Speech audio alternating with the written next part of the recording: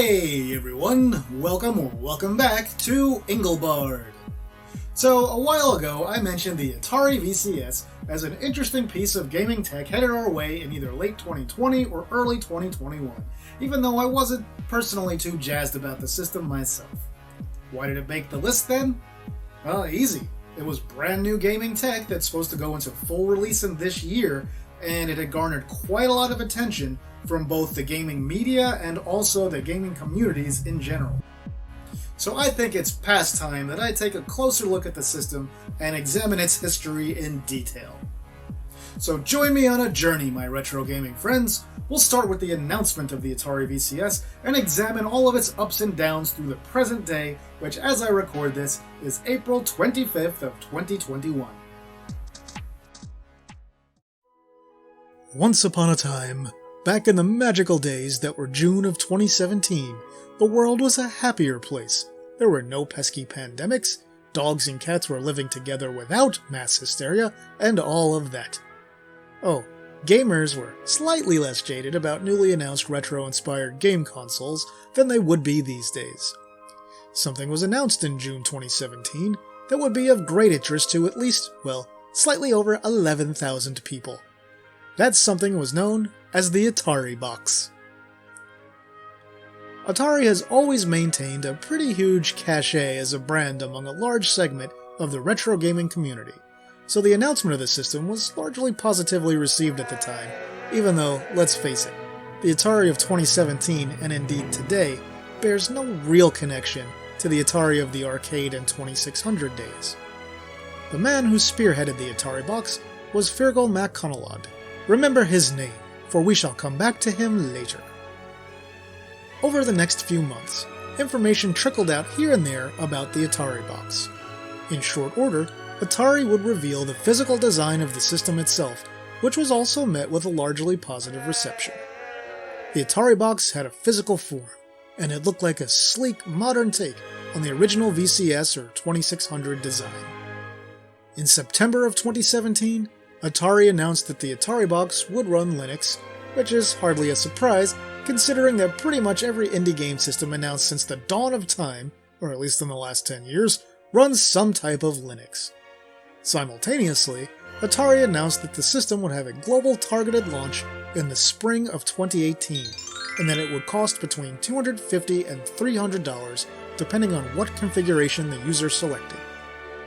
Atari pitched the system as having the, quote, flexibility of a PC, and that it would be an open system with an easy-to-use interface.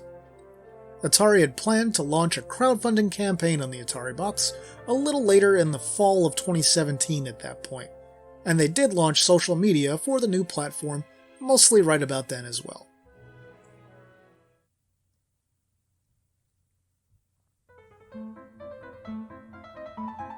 The Atari that exists today is a relatively small company. Pretty much every smaller company that promises a release date for a new hardware platform has missed it. Atari continued this trend. In fact, not only did they not launch the Atari box in the spring of 2018, they didn't even launch the Indiegogo crowdfunding campaign until May of 2018. Atari rebranded the system as the Atari VCS, which was the original name for the system that most people know today as the Atari 2600. In the campaign, Atari pushed the system as a console-PC hybrid, stressing that you'll have access to an open PC mode as well as a dedicated gaming mode. Specs had changed a few times between when the Atari box had originally been announced and this point. Atari had stated a few times that the box was going to be powered by an AMD x86 chip. Which chip that was, that wasn't exactly set in stone yet, and it wouldn't be decided for a while, as you'll see. But bottom line, this was basically, again, going to be a standard x86 computer in a fancy new shell, which may remind you of another system I've covered recently. Also worth noting is that Atari was selling configurations in bundles running up to $380 or so, but did mostly keep to the price they had mentioned the prior year with options for the system starting in the $220 to $250 range. But we'll need to talk more about price later. Atari also announced both a modern and classic controller. The classic controller looked like an old 2600 joystick reimagined for the year 2018, while the modern controller looks mostly like an Xbox 360 controller recolored with a flat circular D-pad. Which, hey, that was fine. They look okay, I'm just describing them. Notably, on the classic Atari 2600 style joystick, the joystick itself rotates for games requiring paddle control. Now, the Indiegogo campaign was a huge success for Atari. They made over $3 million for the Atari VCS through that campaign, over $2 million of which was on the very first day alone, and Atari had absolutely crushed their goal of $100,000. During the campaign, they also mentioned that the release date would now be the spring of 2019. So far, it looked like, aside from some delays and spec changes, things were going pretty well for this project. Atari seemed to be making the right moves for the audience that they sought for the Atari VCS.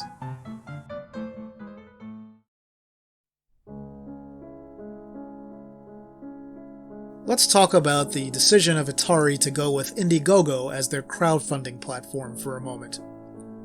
Back when Atari launched the project on Indiegogo, Kickstarter was really more of the go-to platform for major tech and gaming crowdfunding projects.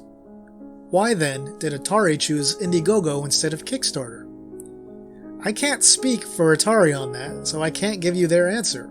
What I can tell you is that Kickstarter's terms of service for electronics projects like the VCS required a working prototype before you could use Kickstarter's crowdfunding platform. Indiegogo did not have that same type of rule. Now, as hugely successful as that Indiegogo crowdfunding project was, it led to some real controversy. You see, in one of the videos on the Indiegogo page, Atari had shown people supposedly playing the brand new Tempest 4000 on a VCS console. Why was this so controversial? Because the developers of the game, Llamasoft, stated that they had no development kits for the VCS, they did not produce the game for that platform, and worse yet, had not even ever talked to Atari about putting the game on the VCS in the first place. Whoops. To add a little bit more flavor into these video hijinks, some of the gaming sleuths over at the Atari Age forums had pointed out in other videos that the players' thumb motions and button presses didn't match up with what was happening on the game screen during the videos. Double whoops. Atari had to later admit that they showed footage of Tempest 4000 running on Windows, and then they backed up their choice to do this by claiming that they had stated the video was only for illustrative purposes. Yeah. That's right, VCS fans. If you watch that footage on Atari's page for their crowdfunding campaign for their product that they were asking you to spend up to almost $400 on, it was apparently your own fault if you thought that was real. Yeah, all that happened, and then things got a little bit uglier. There's this little news website that you may have heard of if you've been around on the old interwebs at any point in the last 20 years or so, called The Register. Well, Michael Arzt, COO of Atari, sat down for a roughly 30-minute interview with The Register about the VCS. They were under the impression it would be a hands-on kind of experience, but Arzt brought what was essentially a non-functional prop with him. The Register made it clear that Arzt seemed to know very little about the VCS as a product, and that he was making excuses for delays and missed launches that lacked believability. Atari would go on to accuse the Register's reporter of, quote, trolling and, quote, making stuff up. The Register, needless to say, wasn't too happy about this accusation. In fact, they were so not happy about it that they posted the entire audio recording of the 30-minute interview with Arzt on their website.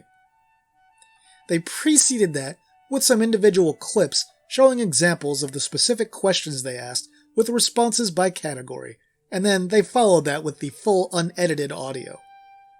Most people reporting on this at the time agreed that it did not make Atari or the VCS look particularly good. You can see the description for a link to the story at the Register with the full interview, but here's a clip of Arzt stating that the delay is just like a scrubbed NASA space shuttle launch. The best way to explain it is sort of draw an analogy to like NASA launching a rocket or a space shuttle, right? They're putting all the pieces together. The The shuttle's on the pad. I'm they're not ready. going to go with that. You're not NASA. No, but I'm using that as fine. Anybody's rocket. It doesn't matter who we are. But the point is, you're doing the countdown. You're doing your system checks. You're checking A, B, C, D, E, F, G. You realize that this is not exactly the way you want it to be. That is definitely not the way you want it to be. This thing is good. This thing is good. This thing is good. But it's consistent with what I was saying a minute ago. You want everything to be good, and you want everything to be right. So what was the issue, and has it been resolved? Yes. So the issue, I'm not going to get into the specifics of what the issues were. There were just some things that we felt could be better, and we've since made them better. And So, I don't know. Anyway, we'll come back to the Register's coverage of the VCS a little bit later, because, whoo boy, did they cover that system a lot. For now, on with the story. In what was a sign that things were maybe not all okay in Atari VCS land, Mr. Fergal McConnell sued Atari in July of 2018. The case was settled out of court, and Atari paid him $82,400, according to an article from the Register linked below. Let's jump ahead to March 2019. What happened then? The VCS was delayed. Again. This time until July of 2019. The specs have been updated again, which partially was what led to the delay. And so, did the VCS launch in July of 2019? Of course not. It was delayed until September of 2019. Did the VCS launch in September of 2019? Of course not. What happened around then was that a new launch date was announced along with availability at places like GameStop and Walmart, and new pre-orders were set up. What was the new expected launch date? March 2020. Remember, this was originally announced in 2017 for a 2018 release. After the lawsuit and all the delay announcements, things took even more of a weird turn. There was a subreddit where a user posted a complaint about Atari's lack of updates on the manufacture of the unit as of the end of summer 2019. Atari had been invited in the past to serve as a moderator on that subreddit. And what did they do? Well, they deleted the post. Ooh, amateur move.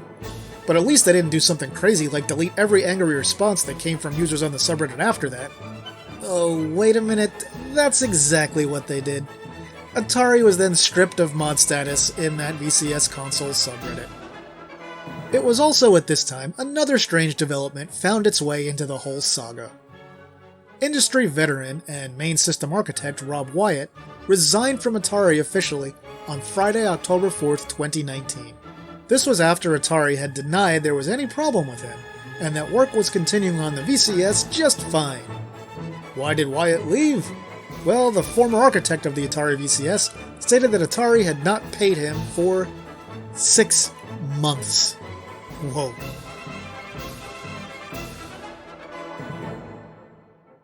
Now, no media outlet is infallible.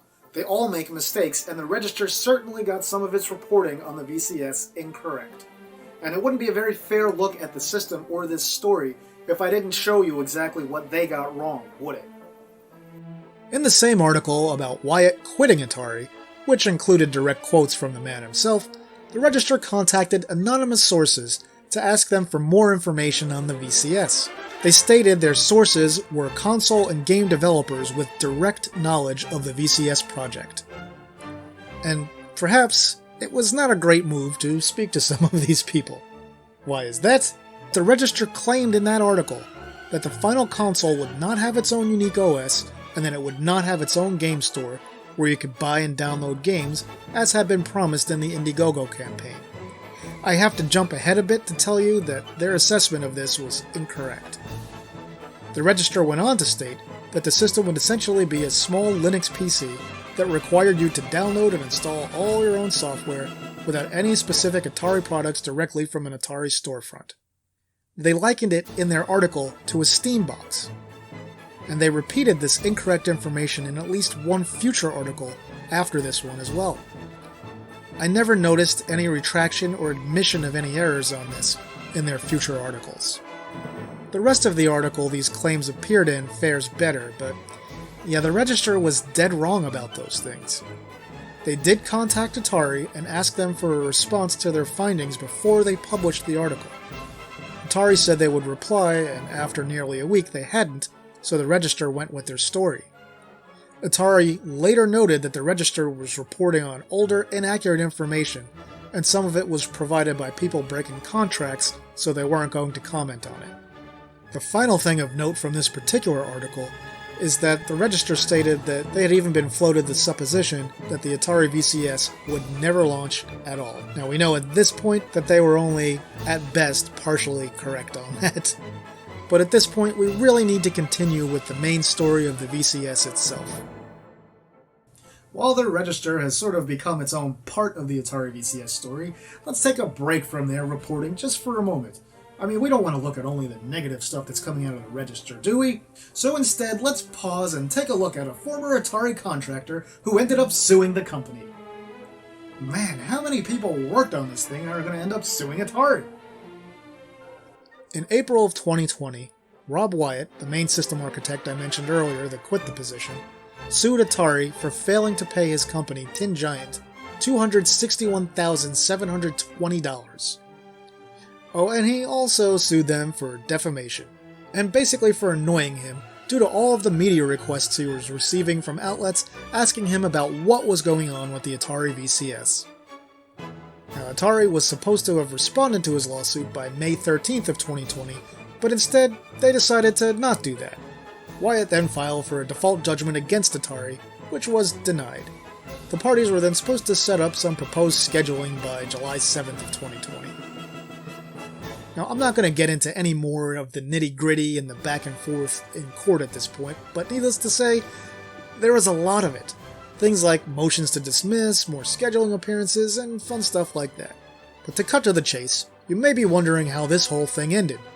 The answer to that is, it hasn't. On April 5th of this year, 2021, the last noted action on the case was yet another letter from Atari seeking to reverse a clerk's entry of default. What happened before that? Well, on January 28th of this year, things had been delayed due to the defense attorney's wedding. Aww. Will this case ever end? Is Atari just trying to stretch it out as long as possible to bankrupt Wyatt? Who knows at this point? This is all in the public record, and you can look it up yourself if you'd like. In fact, I'll provide a link in the description that will allow you to do just that.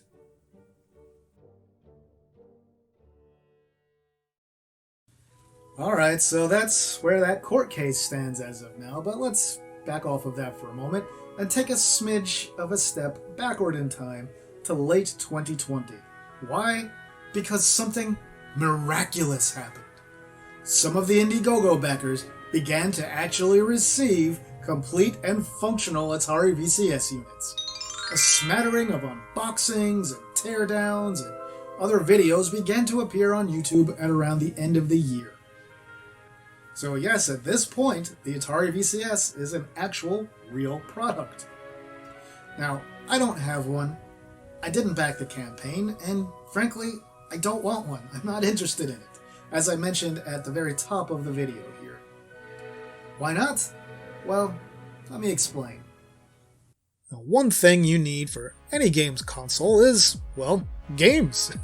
As obvious as this sounds, not every console manufacturer has grasped this simplest of concepts. Yeah, you know the ones. Well, at least some of them. The question is then, what games can you play on the VCS that will make it worth buying? Why should you get the VCS instead of something else? And well, that's where we hit a major snag. You see, Atari had stated for years you could play Atari 2600 games, new games, streaming games, and hell, even PC games on the VCS. Sounds great, right? It does, at least until you think about it for just a little bit. For old games like 2600, 7800, or arcade, there are loads of current legitimate ways to purchase and play those. So why get a VCS for those? For old games on a streaming service like AntStream, you can already use that on multiple platforms like Windows, Mac, Android, Amazon Fire, and more. Chances are you don't need any new hardware to run AntStream, though you may gain a perk or two using it through the VCS. For exclusive new games, well, there really aren't any, and there are none on the horizon that have been announced, even as of April 2021. Pretty much everything in the store is on Steam and or mobile devices, which leaves us with the final option, using the system as a PC. You can install Windows or Linux on the VCS, though you may need to upgrade your storage and RAM to do so. The thing is, you won't be running any system-heavy AAA PC games on this thing. It just doesn't have that kind of power. It's useless, and there's no question it's deliberate. When you get down to it, there's really nothing unique from a game standpoint to set this system apart from any other modern gaming system. And I'm being objective about this. I watched a lot of videos showing the store and every title that's offered on it, and all of its new releases, including ones from this month, and I still could not find anything that was exclusive to the console. I just can't see any reason to buy the Atari VCS right now, aside from wanting it to decorate your gaming space or brag that you've got it. Now, I've been critical of some of the other sort of neoclassic game systems that have launched recently or will be launching soon in this year. But when it comes to an actual lack of utility, an actual lack of having a reason to exist, and just not having a purpose, the Atari VCS is in a class entirely on its own. I mean, for $400 now, what do you get with this thing? You get a plastic shell that sort of resembles a modern take on an Atari 2600. Inside that shell, you get a very weak embedded x86 AMD computer with low-end graphics. You don't have a unique library on the system at all. All of the classic games it plays you can already play on other systems, and all of the modern games offered in its store are also available on other systems. I mean, the Atari VCS, at the $400 price point it's going for, makes absolutely zero sense to me. You can still build a computer based on an AMD APU in this day and age, in April of 2021, with component prices being as elevated as they are, that costs the same amount as this system and is considerably more powerful, even though it's not really powerful, but it'll play everything this does and then some, and you'll be able to play a lot more modern games on it. And yes, I checked. I went to PC Parts Picker and I built myself a little computer that will vastly outperform the Atari VCS. Now, there's a community that has been dedicated to expanding and modding the Atari VCS and increasing its performance to something that is much better than the stock unit. And if you got this, for around the $200 or so price it went for at the very beginning of its campaigns, then I would say, yeah, you got yourself a pretty good little mini PC with specs that are good for that price. But the thing is, this is not what the Atari VCS is supposed to be. The Atari VCS is supposed to be a game console with no real library in sight for this thing, even after 4 years of development. I have to ask, what is the purpose of this system? Other than to have it as a collectible. And on top of that, the system still has not shipped to all of its backers, and if you try to order it anywhere that's available for order, you'll see that it's still in pre-order status. What is going on with this thing? I'm an older guy at this point, and I grew up owning and playing games on the Atari 2600 and 7800. Hell, I even had a Lynx and a Jaguar when they were brand new. I admit my personal fandom gravitated toward Nintendo and Sega after the NES and SMS hit the scene, and stayed with them for decades beyond. But I always appreciated Atari and the history of this hobby of ours. But despite all that, I just can't muster any enthusiasm to spend $400 on a computer that comes with a few old games and has the power of something much cheaper. Despite my own personal feelings about the Atari VCS, I understand there are die-hard fans that will like this system. And frankly, that's fine. I'm not going to argue anyone into not liking something they enjoy. If you enjoy the VCS and are happy with it, that's cool. It doesn't hurt me any. Although I would be curious to hear from any fans exactly what it is about the system that they find appealing. So that'll do it for this video, my retro gaming friends. If you enjoyed the video, please give it a like, and if you haven't yet, please subscribe. If you want to be super cool, help spread the word about the channel by sharing the video with your friends, or enemies, or people you're indifferent to, I don't care. So tell me, what do you think about the Atari VCS? Did you pre-order one? Did you receive it? Are you using it? Are you happy with it? Did you get a refund, or did you receive the system and are unhappy with it? I'd love to hear all of your opinions in the comments. With that, I'll say thanks for watching, and see me later.